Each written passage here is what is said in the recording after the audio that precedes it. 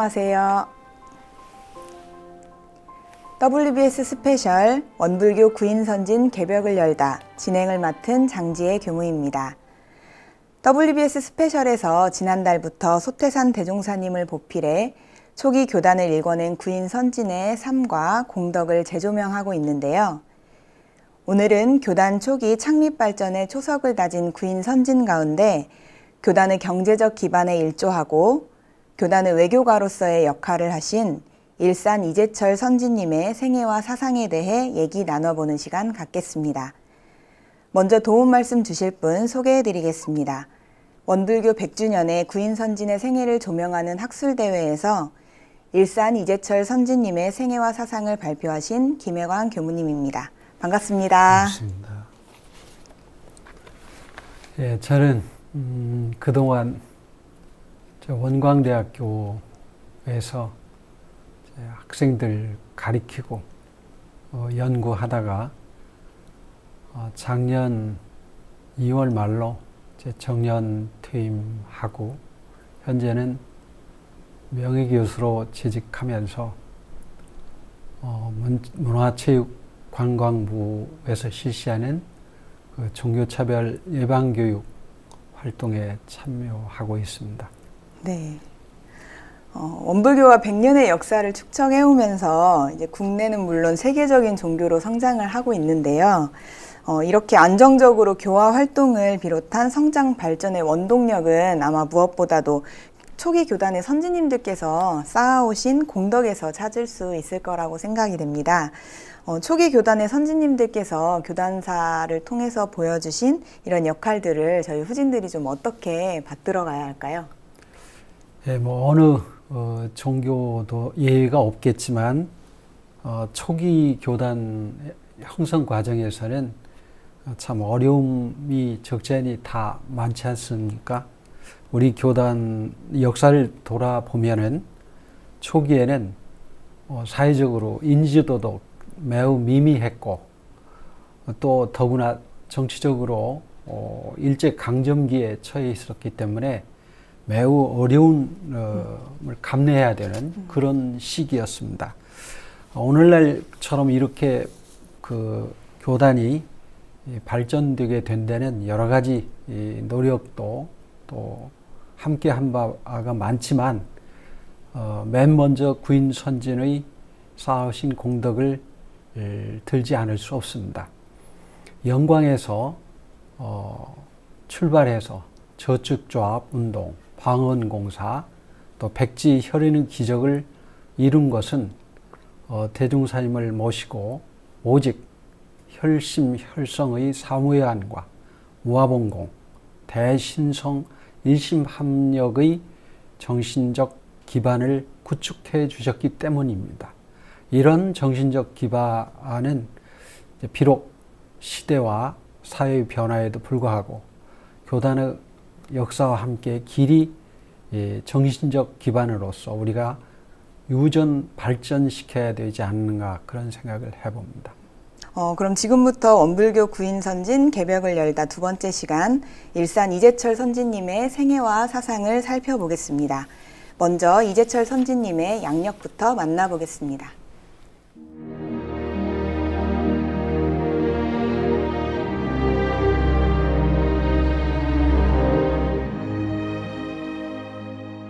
일산 이재철 종사는 1891년 2월 11일 전남 영광군 군서면 학정리에서 부친 이관현 선생과 모친 김화웅 여사의 4남매 중 독자로 출생했습니다. 일찍이 한문사숙에서 7년여간을 수학하고 노무를 모시고 가사에 종사했습니다. 그러면서도 새로운 문명에 관심이 많았고 가정생활을 하는 데에도 이상을 갖고 진보적 생활을 했습니다. 이재철 선진 마음 가운데에는 항상 이 세상을 바로잡을 정법의 지도자와 의인이 없음을 개탄했습니다. 그러던 중 1916년 4월 사산 오창건 선진의 인도로 대종사님을 뵙고 즉석에서 사제 지의를 맺었습니다. 소태산이 대각 후 비몽사몽간에 생각한 경전이 금강경이었는데 소태산의 명을 받들고 불갑사에 가서 구해드린 것이 이재철 선진이었습니다. 그 후로 소태산의 대도를 봉대하는 마음이 날로 간절해지는 가운데 원기 2년 7월 26일 최초 남자 수의단이 조직될 때 건방 단원으로 임명되었습니다. 그리고 저축조합 경제관계사무와 외무를 거의 도맡아 처리했습니다. 원기 3년 28세에는 간석지 방언공사와 구간도실 건축에 온갖 정성을 다하여 대업을 성취했습니다. 원기 4년 3월 26일부터 소태산의 지도를 받아 8인 동지와 함께 창생구원을 위해 혈심으로 기도했으며 마침내 생명희생의 대서원을 올림으로써 천지의 감흥을 얻어 백지혈인의 법인 성사를 이루었습니다. 이에 세계 공명으로 법명을 제철, 법호를 일산으로 받았습니다. 이제철 선지는 마음이 상통한 팔촌동생 이동안을 대종사께 귀의시켰고 이것이 영광군 묘량면 신천리 한평 이시 일가문이 원불교에 귀의하는 계기가 되어 수십 명이 전무 출신하여 교단의 창립과 발전에 공헌하는 계기가 되었습니다.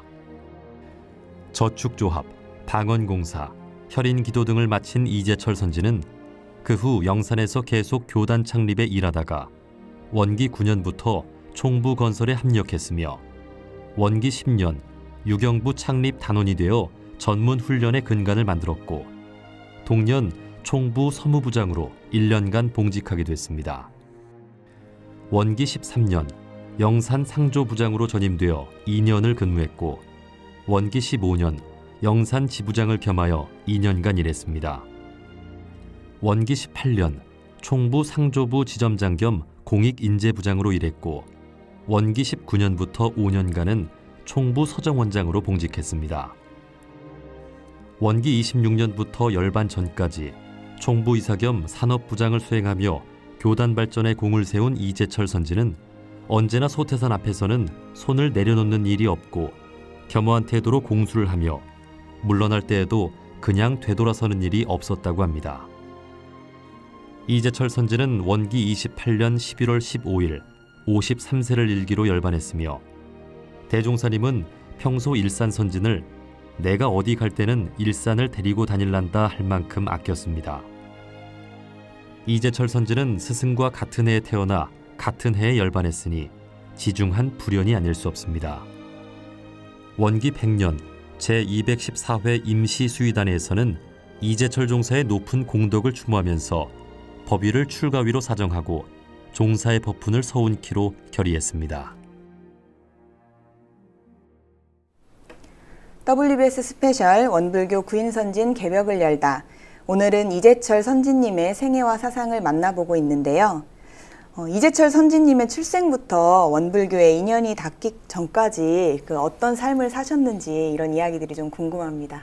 예, 일산 선지님, 구인 선지님 중에서 아마 대종사님보다 그 대부분이 다 연상이시였고요. 정상정사님을 제외하고는 유일하게 일사님은 동갑이셨고 또 같은 해에 태어나셔서 또 똑같은 해, 물론 열반 시기는 다르지만 출생 시기가 다르지만 동갑으로서 이렇게 참여하신 유일한 분이십니다.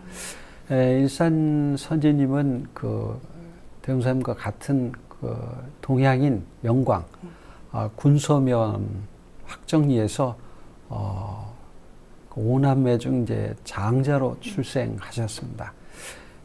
비교적 여유 있는 가문에서 그 출가를 하신 선지님 중에 한 분이시고 또 그 선친께서는 그 영광 지역의 동학 그 접주로서 활동을 하실 정도로 사회적 활동에도 아주 두각을 나타내셨고 또 모친이신 김하옥 여사님은 아주 대범하면서도 또 아주 현명한 그런 인품을 지니시고 자녀 교육에도 그렇고 또 그 어렸던 시절에 여성들에게 태교를 직접 해주실 정도로 아주 계명하신 분이시고 또 입교하신 뒤에는 대종사님으로부터 이 설력을 인증받으실 정도로 아주 신성과 공부가 아주 대단하신 분이십니다.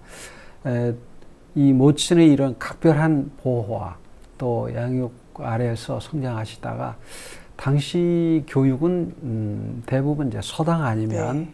사숙이었습니다. 그래서 한문 사숙을 한 6, 7년 정도 받으셨습니다. 아마 이걸 통해서 아마 유학의 기초는 어느 정도 다지지 않으셨을까 그렇게 생각해 봅니다. 한편으로는 이제 그런 학문 외에 일사님의 주 관심은 새로운 문명에 대한 관심, 그리고 이상 사회를 꿈꾸는 아주 진보적 그런 의식을 지니신 선지님이셨습니다. 그래서 비록 영광에 계시지만 새로운 문물에 대한 그 관심도 지대하셨고, 그리고 또 이 어려운 시기를 난국을 타개할 그런 위대한 지도자를 만나기 위해서 아주 그 기대를 많이 하신 그런 어른이시고, 영광에서는 뭐 대중사님도 그러셨지만 유지라고 하셨어요. 대중사님 유지 한 사람 불러와라 이렇게 하실 정도로 영광 이루에서는 잘 알려진 어른으로 이렇게 평가되고 있습니다. 네. 뭐 이상사회를 꿈꾸는 그런 본인의 관심과 또 부모님의 지원 이런 것들이 좀 좋은 환경이었겠다 이런 생각이 드는데, 이재철 선지님이 다른 구인 선지님들에 비해서 이제 경제적 여유가 있는 가문에서 태어나셔서 학문을 공부를 하셨다고 했잖아요. 예. 그 중에서도 좀 특히 뛰어나신 분야가 어떤 게 있으셨는지. 아마 그 요즘 말로 하면 그 학교 교육, 형식 교육은 당시로서는 이제 뭐 영광에도 보통 학교는 설립됐지만 사숙 교육을 통해서 아마 사립학교죠. 요즘 같으면 사숙 교육을 통해서 이 한학, 유학에 대한 공부는 어느 정도 하신 것 같아요. 그걸 뭘 보면 알 수 있냐면 이 어른이 이제 관공서를 출입하시고 또 은행도 출입하시고 또 심지어 언론기관에 출입하셔서도 의사소통이랄지 또는 이렇게 그 문서 작성에 전혀 어려움이 없으셨다 하는 것만 봐도 상당히 그 한학에 어느 정도 조예를 쌓으셨다 이렇게 볼 수 있고요. 또 문필 정도는 당시에 삼산 김희천 선지님과 거의 뭐 그 유사할 정도의 수준이었다 이렇게 보여지는 걸 보면 한문 사숙을 받으셨지만 문필이나 이 한문 독해 이런 의사소통 부분에 있어서는 상당히 괄목상대할 만큼 수준이 아니셨을까 이렇게 생각이 되어집니다. 근데 그 이외에도 아마 선지님께서 그 근대 문명에 대한 관심이 각별하시니까 아마 많이 보고 듣고 경험도 하셨을 것 같고, 또 글을 통해서 아마 축적되어진 것들이 아마 이렇게 대외적으로 활동하시는데 이렇게 일모일모가 우리에게 확인되지 않나 그런 생각을 해봅니다. 이재철 선지님의 평소 성품은 어땠는지요? 기록에 의하면은 매우 온순하시고 또 현량하시고 화기로우신 그런 모습과는 또 달리 한편으로는 불의에는 대의명분이랄지 불의에는 단호하시고 강직하신 그런 모습을 보이셨고, 또 가문에서 어려서부터 익히신 바대로 예의범절이 아주 각별하시고 또 효성이 아주 지극하셨다고 이렇게 기록되어 있습니다. 그 혈인 기도하실 때 죽어도 여한이 없다 이렇게 다 서약을 하셨는데, 아마 일산 스님께서는 창생을 위해서 이 한 몸을 기꺼이 이렇게 내놓는 것은 여한이 없습니다. 다만 홀로 계신 노모가 걱정이 됩니다. 이렇게 말씀하시고 환우 중에 그 모친을 위해서 이 약을 탕제를 지어서 올리실 정도로 효성이 아주 각별하셨다 이렇게 들었습니다. 또 교단에 귀의하셔서는 절대 내색을 안 하시고 내가 이런 일을 했다 이렇게 하지 않으시고 솔선수범하시고 그리고 예의범절을 아주 깍듯하게 지키셨다. 그래서 선생님 앞에서는 누구도 감히 이렇게 농담도 할 수 없을 정도로 그렇게 하셨다 이렇게 들었습니다. 영광의 젠틀맨 그런 수식어가 아마 붙은 이유가 그런 배경 아닌가 이렇게 생각이 됩니다. WBS 스페셜 원불교 구인선진 개벽을 열다. 오늘은 이재철 선지님의 생애와 사상을 만나고 있는데요. 한문 사숙을 하며 의인을 갈망해왔던 이재철 선지님. 우연한 기회에 대종사님을 만나게 되었다고 하는데 어떻게 만나시게 됐나요? 원기 원련 당시에 아마 대종사님께서 이렇게 하명하신 것 같아요. 사산 그 오창건 선지님께 네가 가서 영광의 유지를 한 사람 데려와라 이렇게 하명하셨대요. 그때 마침 그 일산 선지님께서는 21세 부친상을 당하셨어요. 그래서 3년상을 마치시고 우연히 영광 그 장을 보러 가셔서 이 오창건 선지님을 만나셨어요. 그랬더니 그 오창건 선지님께서 이렇게 일사님께 말씀하셨다고 그래요. 이 세상을 구원하러 온 사람이 계신다. 구원하러 온 사람이 계신다. 또 정법의 바탕을 둔 지도자, 또 세상을 구원할 그런 의인, 이런 걸 아주 일사님도 갈망하셨는데 이게 그 선지님들 두 분 간에 이게 딱 의기투합이 되셨던 것 같아요. 그래서 처음 길정리로 찾아가 뵀어요. 일산 선지님께서는 특별히 그 자리에서 이제 사제연을 맺으셨습니다.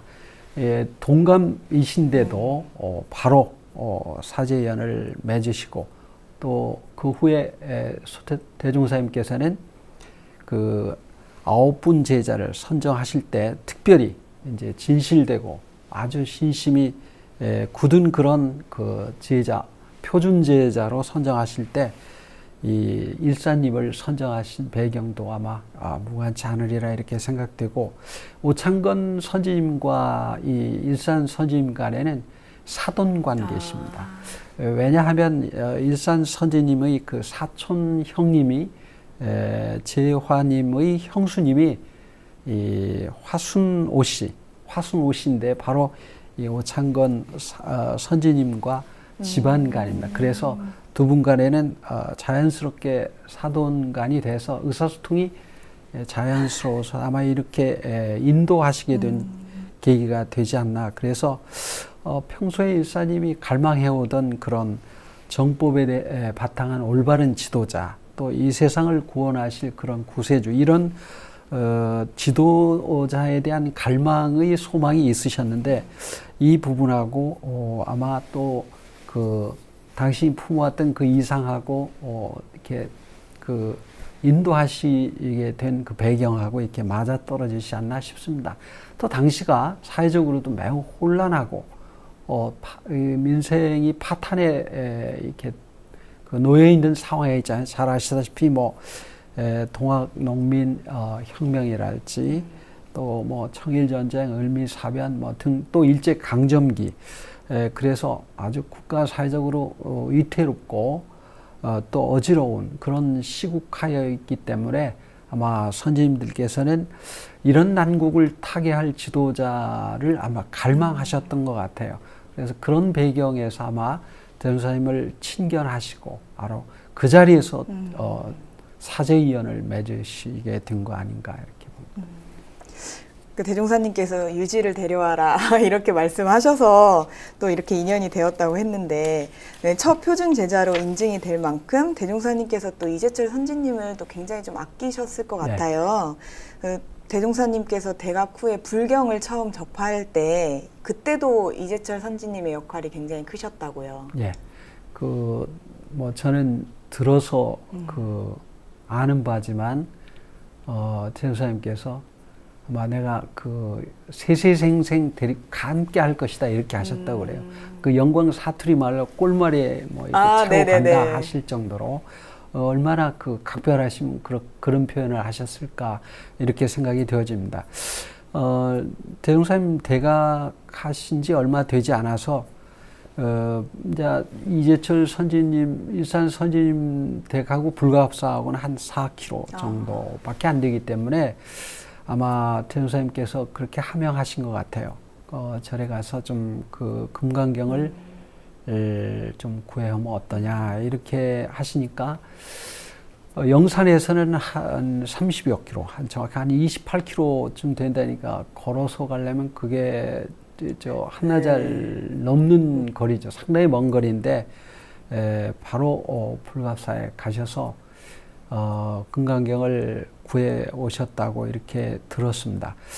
그래서 대종사님은 그 기원으로 인해서 불경 외에도 여러 종교의 경전을 두루 칠람하시고 마지막 그 금강경을 보시고 더욱 감탄하시기를 이제 이게 내가 깨달은 진리와 이 부분이 이렇게 그 만나는 부분을 찬탄하셨고 또 나만 깨치신 게 아니라 여러 성현들도 이렇게 깨치셨구나 이렇게 그 찬탄하시면서 깨치신 진리가 하나고 이걸 근거로 해서 초기교단 모든 법문의 기반을 이루게 된 기원이 되지 않았나 이렇게 생각됩니다. 28km라고 하는 거리가 걷기로는 정말 만만치 않은 거리였을 텐데 거기를 찾아가셔서 금강경을 대종사님께 갖다 드릴 수 있었던 그런 일산 선지님의 그런 신심이 얼마나 대단했을까 이런 것들도 좀 유추를 해보게 되는데요. 원기 2년 7월 26일에 교단의 최고 통치단인 남자 정수의단이 조직될 때 일산 선지님이 건방 단원으로도 활동을 하셨습니다. 이때 일산 선지님께서 어떤 역할들을 주로 하셨는지요?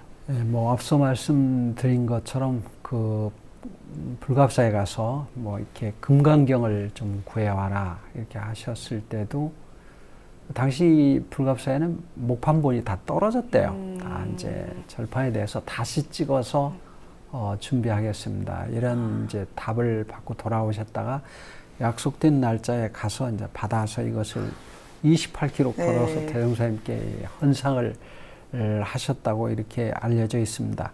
그 정도로 대종사님에 대한 그 신성이 아주 그 남다른 모습을 우리가 확인할 수 있고 그래서 아마 구인 선진을 선정하실 때도 아주 진실되고 그리고 신심이 돈독한 그런 제자들을 선정하셔서 수의단 조직하실 때도 이 건방단원에 일산 선지님을 이렇게 선정을 하셨습니다. 그리고 이제 그 다음에 이제 방운공사 하시기 전에도 이 저축조합운동을 실시하신 것은 뭐 우리가 다 아는 바인데 이를 통해서 이제 정말 공도에 헌신할 사람이 어떤 모습을 보여야 되는가 또 실제로 영육상전의 그 모범을 전범을 직접 몸으로 보여주는 그런 계기가 됐고 이 시간에도 이 기간에도 일산 선지님께서는 저축조합의 뭐 규정을 아주 성실하게 이행하시고 또 그 교단 그 사업의 기초를 확립하기 위해서 주로 아마 선생님께서는 경제 분야에 사무 이게 출입 금전 출납 관계랄지 또 뭐 이 건축 이런 부분을 아주 직접 담당하셨던 걸로 알고 있습니다. 예나 지금이나 그렇지만 금전 관계에 맡기는 것은 신뢰를 기반으로 하지 않으면 어렵습니다. 그러니까 대종사님께서 얼마나 신뢰를 받으셨으면 그러셨을까 하는 것도 미로 짐작하고 남습니다. 금전 출납 이런 부분 신뢰로 담당하시고 하셨으니까 아마 같은 해 8월에 저축조합이 창설됐을 때 그때도 이재철 선지님께서 좀 특별한 부분들을 많이 담당을 하셨을 것 같거든요. 뭐 잘 아시는 바와 같이 그 우리 교단의 저축조합 운동은 경제적 기초를 다지기 위한 그 동기에서 출발했던 것입니다.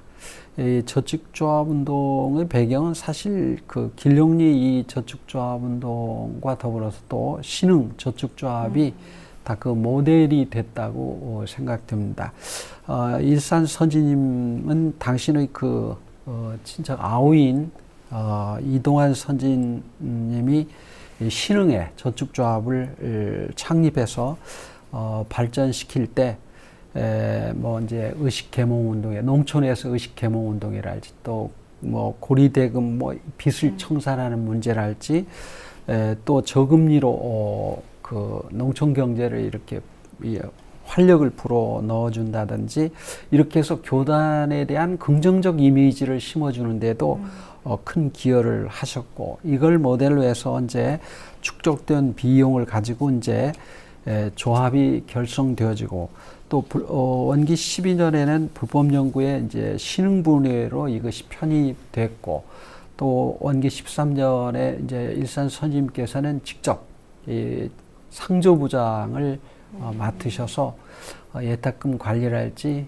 이 경제 관리를 직접 하셨고 그래서 불법연구회는 길룡리 저축조합과 신흥저축조합의 그 목적과 이념을 잘 계승해서 이 상조부를 출범시키고 이 저축조합의 그 운동을 통해서 우리가 축적되어진 전략, 근검 전략 정신이랄지 또 경제적 토대를 마련한 것, 그 밖에도 이제 금주 단연이랄지 보험이 저축운동 또 공동 출연 이런 걸 기반으로 해서 나중에 이것이 이제 방언공사의 기반으로 이렇게 이어지지 않나 생각됩니다. 방금 말씀하신 것처럼 저축조합을 설립을 했던 이유 중에 하나가 이제 방언공사를 위한 자금을 마련하기 위한 것가 있었는데 이때 이제 일산 선지님께서 하셔야 했던 역할도 좀 분명히 있으셨을 것 같아요. 예. 그 원기 3년 3월부터 약 한 1년 동안 걸려서 그 이루어졌던 방언공사가 사실은 그 영광 그 백수명 길룡리 궁촌벽지에 이게 2만 한 6천여 평의 그 농토를 간속지를 개간한다는 것은 상상하기가 매우 어려운 일이었습니다. 왜냐하면 뭐 지금처럼 뭐 중장비가 있는 것도 아니고 또 경제적 토대가 이게 탄탄해서 이루어진 일도 아니었습니다. 때문에 사람들 비난도 많고 조소도 많고 이루어지면 뭐 그 손에 장을 지닌다 할 정도로 그런 상황이었는데 이런 그 어려운 여건 속에서도 저축조합을 통해서 미력이지만 이렇게 조달된 자금을 가지고 그때는 그 목탄을 그 사서 이것을 아마 그 좀 증식을 하셨던 것 같아요. 그래서 그 증식된 자금을 가지고 아마 시도를 하신 것 같고 그러나 일사님은 뭐 서두에도 말씀드렸지만 비교적 부유한 가정에서 출가하셔서 생전에 뭐 노동을 해보지 않으신 어른이세요. 그런데 이제 노역을 해야 돼 지게를 지고 직접 그 간속지에 가서 노역을 하셔야 되니까 그 고통이 어느 정도이셨을까 그걸 미루어 짐작합니다.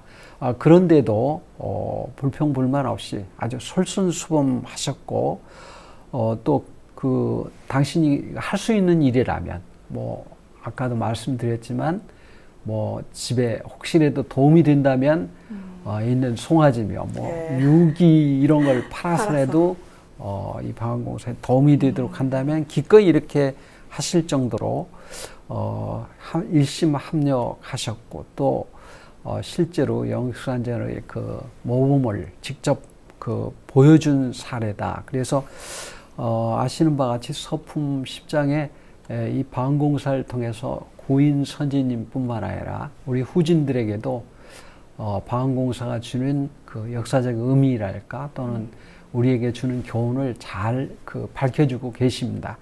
이게 신심이 있는지 없는지 또 이 일의 시종을 보아서 이게 성공 여부를 가늠할 수 있다라고 하셨고 또 전략하고 또 이게 근로 작업을 통해서 자급자족하는 자력을 양성하는 이런 모범이랄지 또 인과의 이치에도 이게 맞는 것 같고 이게 본인이 지은 바대로 받게 되는 것을 또 솔성하는데도 이게 그 도움이 되도록 이렇게 부촉해 주신 본문을 통해서 보면은 당시에 구인 선생님들도 어떤 생각으로 어떤 자세로 이 방언공사에 임하셨을까 하는 것을 미루어 짐작할 수 있습니다.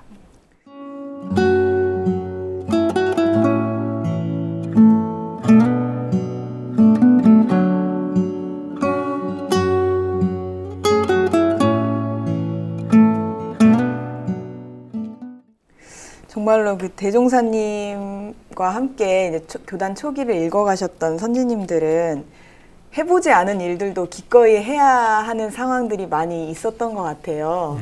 네. 뭐 지게도 정말 져야 했고, 막노동도 해야 됐고, 이렇게 했는데, 방언공사의 그 시작 시점에 그 마을 사람들하고 분쟁이 일어나기도 했었잖아요. 네. 이 일을 이제 이재철 선지님께서 했다고 이제 네. 앞에 서두에서도 말씀을 하셨는데, 특별한 기지를 좀 발휘를 하셨던 건가요? 예. 그 기록에 의하면은 이제 동네에서 좀 부호가 네. 이제 갑자기 그 궁촌 벽지에 이게 그 옥토가 농토가 생기니까 이 소유권 문제를 가지고 아마 분쟁을 야기한 것 같아요. 그러니까 대종사님도 지금 법문해 주셨듯이 뭐 이렇게 일을 하다 보면 이 시비의 본말과 그 옳고 그름은 놔두고 하여튼 이게 이게 분쟁이 항상 다툼이 있는 것이 인간 세상사다. 다만 사필 규정이다 이렇게 하셨잖아요. 그래서 어려움이 적잖이 있었는데 아마 일산 선임께서 영광군청에 직접 가셔서 공무원 관리들하고 이게 충분히 의사소통하시고 또 절차를 잘 밟으셔서 공무원들도 일산 선생님의 이러한 의교력에 다 감복하시고 결국은 그 소유권 마지막 최종 결정에 우리 교단 소유로 이렇게 귀착되도록 하는데 큰 그 기여를 하신 걸 보면 특히 일산 선생님은 이 좌담, 저는 좌담이 좀 약하지만 좌담에 그리고 또 그 의교 분야에 언변에 이렇게 아주 탁월한 능력을 발휘하셔서 누구든지 설득을 할 수 있도록 설득하도록 이렇게 노력하신 부분은 아주 그 남다른 모습이 아니신가 이렇게 생각되죠. 대종사님께서 굉장히 좀 든든하게 생각하셨을 것 같고 이렇게 언제나 교단 일에 혈심혈성으로 이렇게 함께 하신 이재철 선지님이셨는데요. 이 생명희생의 그 대서원을 올림으로써 이제 천지의 감흥을 얻고 이제 백지혈인의 법인 성사를 이루게 됐는데요. 그 후에 이제 대종사님께서 법포와 법명을 내리시잖아요. 예. 이재철 선지님의 법포와 그 법명에는 또 어떤 의미가 좀 담겨 있을까요? 뭐 서품 15장에도 그 대종사님께서 법호와 법명을 내리시면서 하신 법문이 있지 않습니까? 이제 전날의 이름은 이제 세속의 이름이고 또 개인의 사사로운 이름이었다면 이제 그 사람은 죽었다. 세계 공명이다. 지금 주는 이름은 세계의 공명을 줄 테니 다시 여러분에게 생명을 불어넣어서 이 이름대로 삼가 받아서 만생령을 제도하는 데 힘써라 이렇게 해주셨대요.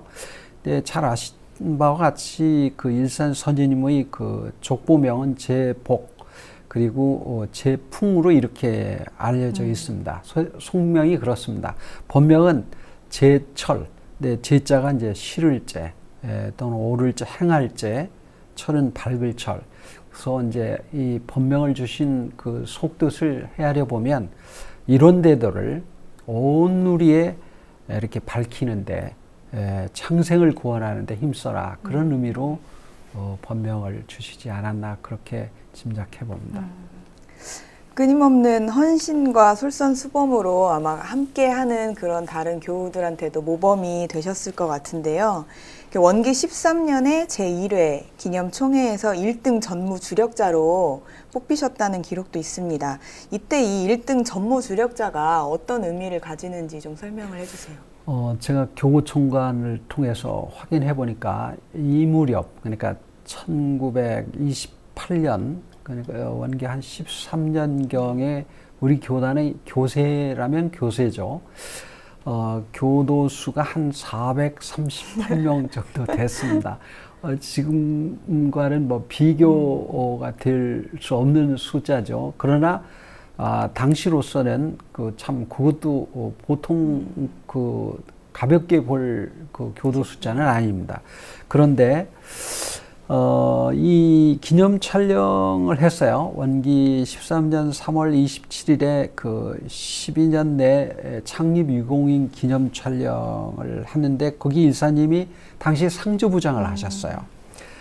그리고 이제 그 전무주력자 명단이 올라오는데 구타훈님이 올라오십니다. 그리고 이제 일산 선지님이 올라오셔서 한 10여 분이 이렇게 올라오시는데 이때 1등 전무주력자로 평가받는 것은 그렇게 쉬운 일이 아닙니다. 438분의 교도 가운데 한 10명을 그 선발해서 이렇게 평가하신 거예요. 대종사님이 이렇게 그때 당시 평가하신 걸 보면 공동체, 우리 회상 공동체에 대한 신심과 공부심이 어느 정도여야 이 전무주력자가 될 수 있나 하는 것을 이렇게 짐작할 수 있습니다. 요즘 프로테이지만 3%도 안 되는 숫자지 않습니까? 그래서 일산 선지님이 당시의 교단 내에 어떤 평가를 받고 계신가 하는 것을 짐작할 수 있는 한 지표가 되지 않나 싶습니다. 회상 공동체에 대한 신심과 공심이 남달라야 아마 이렇게 1등 전무 주력자로 오를 수 있었다는 부분이 참 새삼스럽게 많이 좀 크게 와닿고요. 이렇게 경제적인 근데 일 말고도 좀 다양한 분야에서 활약을 하기도 하셨는데 지금 대각전 총부에 있는 대각전을 지을 때도 건물 설계와 감독을 하셨다고요. 잘 아시는 바와 같이 그 원기 21년 그 대각전 이제 처음 그 건축할 때 일사님은 주로 설계와 감리 이 역할을 맡으셨습니다.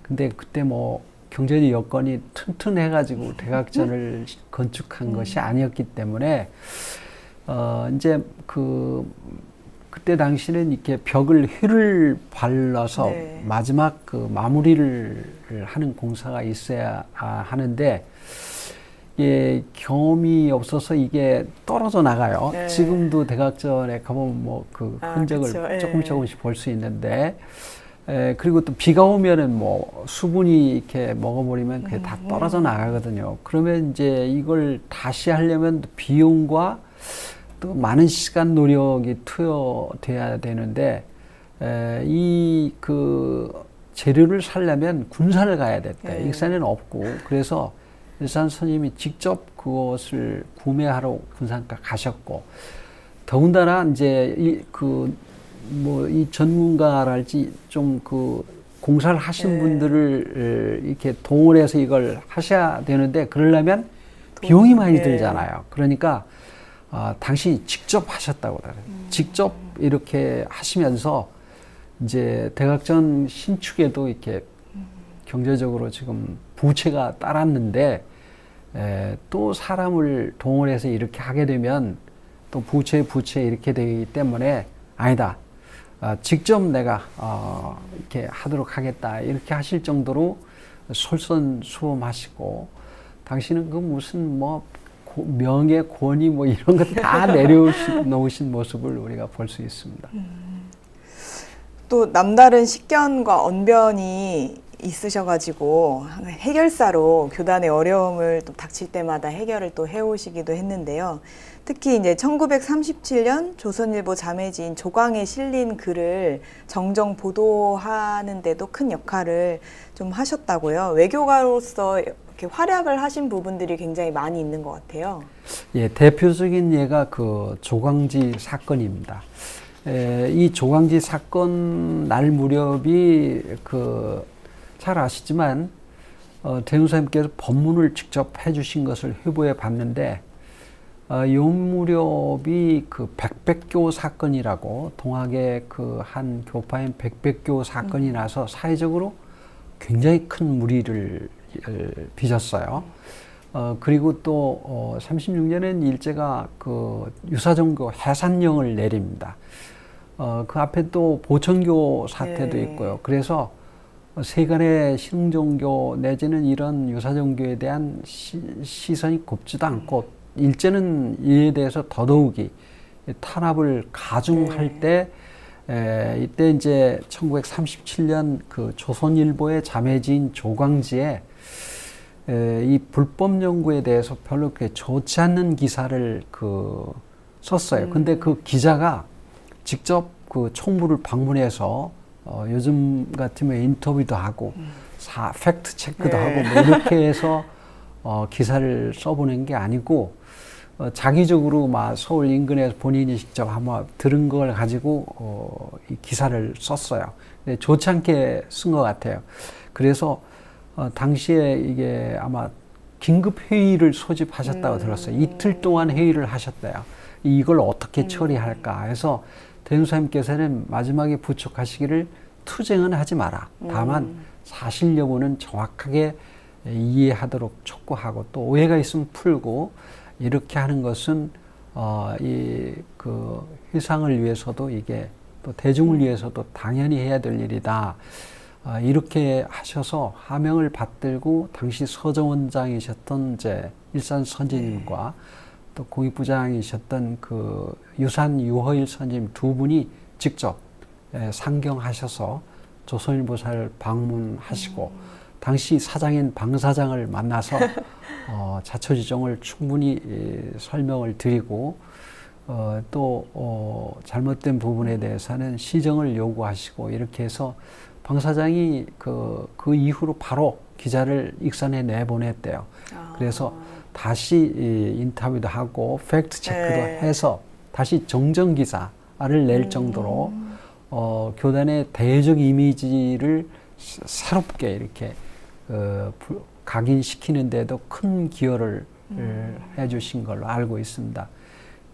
그런 면에서 일산 선지님이 유교가로서 우리 교단에 어떤 역할을 하셨는가 하는 단모를 쉽게 이해할 수 있을 것 같습니다. 그러니까요. 웬만해서는 그런 언론들에서 예. 자기들의 실수를 잘 인정을 안 하고 또 그렇게 다시 내려보내서 정말 팩트 체크를 해서 예. 다시 정정 보도를 내는 과정들이 쉽지 않은데 예. 그렇게 할 수 있었던 거는 정말 일사님께서 가지신 그런 언변이라던가 외교 수리라던가 이런 부분들이 영향을 크게 미쳤을 것 같아요. 네. 또 이재철 선지님께서 교단 초창기부터 이렇게 창립에 이게 일조하시면서 여러 기관에서 또 다양하게 봉직을 하셨는데요. 예. 저도 그 양력을 보면서 놀라운 일이었는데, 주로 이제 그 서무부장이랄지 또 서정원장 또 이 경제 분야 이런 부분만 근무하셨나 이렇게 봤더니 그건 아니고 총부의 교무님도 하셨고 또 영산의 교무님도 하셨고 이렇게 하신 부분이 여러 분야에 이렇게 하신 걸 우리가 확인할 수 있고 또 이제 놀라운 것은 서정원장까지 하셨으면 요즘 교정원장의 네.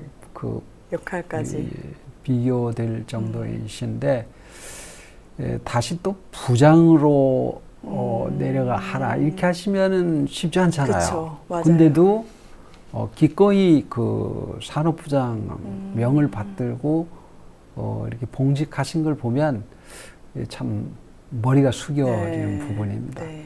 이게 최고의 수장을 하다가 그 밑에 부장을 하라면 쉽지 않지 않습니까? 그쵸, 맞아요. 이런 부분들은 교단에 한 23년 봉직하시는 동안에 사업시 하시는 모습이죠. 사업시. 네, 참 그런 부분을 우리가 주목할 부분이다 이렇게 생각이 들어요. WBS 스페셜 원불교 구인선진 개벽을 열다. 오늘은 이재철 선지님의 생애와 사상을 만나고 있는데요. 원불교 초기 창립에 힘쓰셨던 이재철 선지님이 원기 28년에 53세의 나이로 열반에 드셨습니다. 아까 말씀하신 것처럼 정말 사업시 활동하신 모습들이 많이 남아있는데 이 열반에도 좀 특별한 점이 있다고 하는데 그게 어떤 건가요? 네, 이제 그 두 가지 점을 들 수 있습니다. 우선 대웅사님보다는 한 6개월 뒤인 1943년 11월 15일 그때 눈 내릴 때였다고 네. 그렇게 기억하시더라고요. 이타원님도 그렇게 증언해 주시던데 그때 유언하시기를 이제 주변 인연들에게 이제 새로 종목사업 고위에 오르신 정산 종사님 모시고 총법사님 모시고 이제 이공부 이사회 모두 매진하라. 그리고 자손 대대로 이 법을 신봉하고 봉대하고 같이 신앙 수행하라. 이렇게 유언해 주신 점을 우리가 들 수 있고, 그다음 이제 또 하나는 정산 종사님께서 비보를 듣고 직접 빈소에 오셨대요. 오셔서 천도 발언을 각별하게 이렇게 해주셨고, 또 서울에서 팔타원님도 이 문상에 직접 오셔서 참여해 주셨다 이렇게 들었습니다.